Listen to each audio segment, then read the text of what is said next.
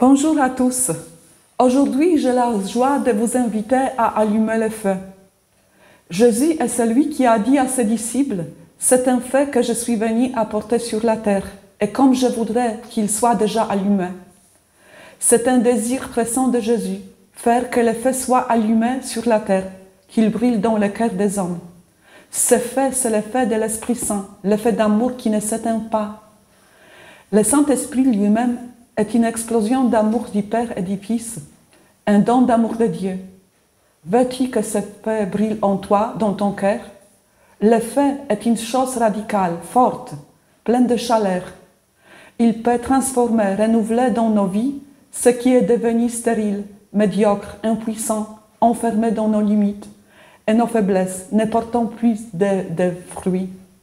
Le feu de l'Esprit Saint ne menace pas, ne détruit pas, mais revitalise, purifie, dynamise, remplit d'espoir. Ce feu qui brille avec puissance vient d'une brise légère et douce, car il est l'amour même, la tendresse même. Le Saint-Esprit restaure l'image correcte de la réalité déformée par la faiblesse humaine, par le péché. Il rétablit le vrai visage d'homme, du fils bien-aimé, d'une fille bien-aimée. Il rétablit la beauté. Il nous ramène à nouveau sur un chemin de la vie. C'est le grand désir de Dieu, que nous désirions l'Esprit Saint, que nous le demandions, que nous plongions en lui. Pour moi, l'une des plus importantes paroles de Dieu dans ma vie vient de la deuxième lettre au Timothée. C'est pourquoi je te rappelle de ranimer, littéralement de rallumer, le don de grâce de Dieu qui est en toi par l'imposition de mes mains.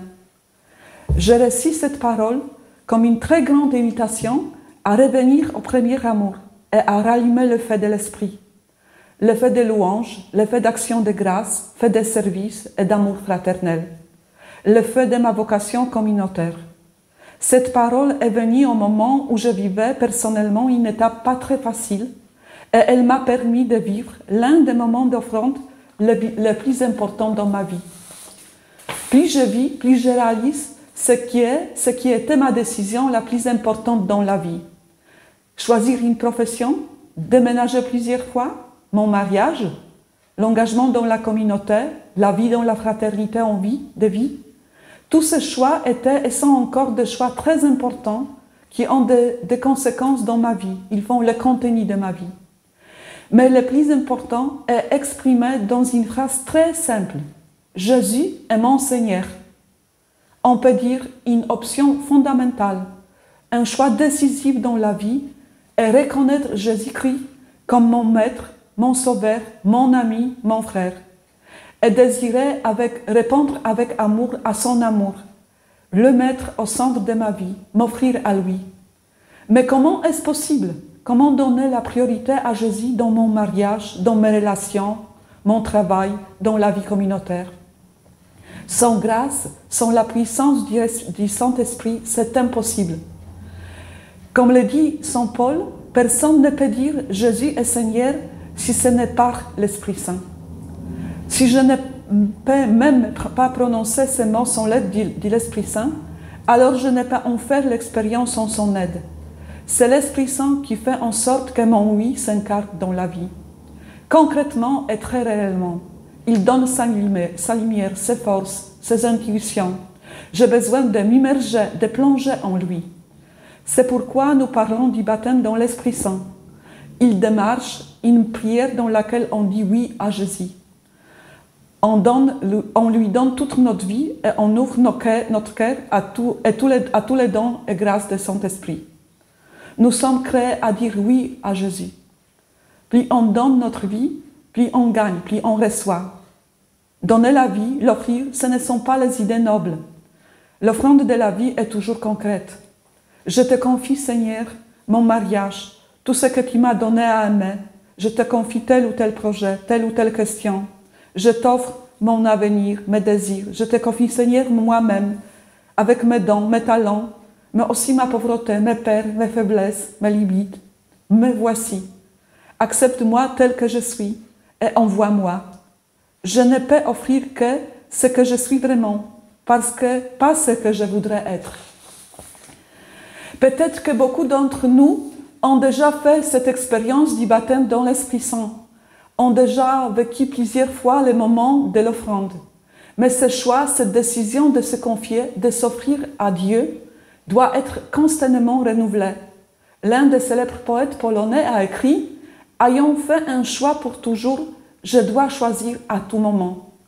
Pour cela, peut-être veux-tu aujourd'hui demander à l'Esprit Saint de renouveler ton cœur, de raviver le feu, allumer le feu pour aimer davantage, pour servir davantage.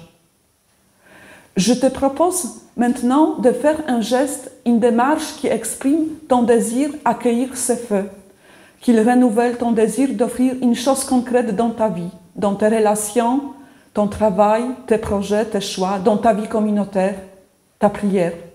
Peut-être veux-tu demander à nouveau que le feu de l'Esprit Saint renouvelle le désir d'annoncer la bonne nouvelle, renouvelle ta vocation, ta mission. Tu peux retrouver une parole qui a été particulièrement importante, significative dans ta vie. Peut-être une parole que tu as reçue pendant ta prière pour le baptême dans l'Esprit Saint, ou un autre moment marquant dans ta vie. Tu peux prier avec cette parole, confiant qu'elle est toujours vivante et efficace parce que Dieu est toujours fidèle. Tu peux également allumer les petites bougies à partir d'une grande bougie.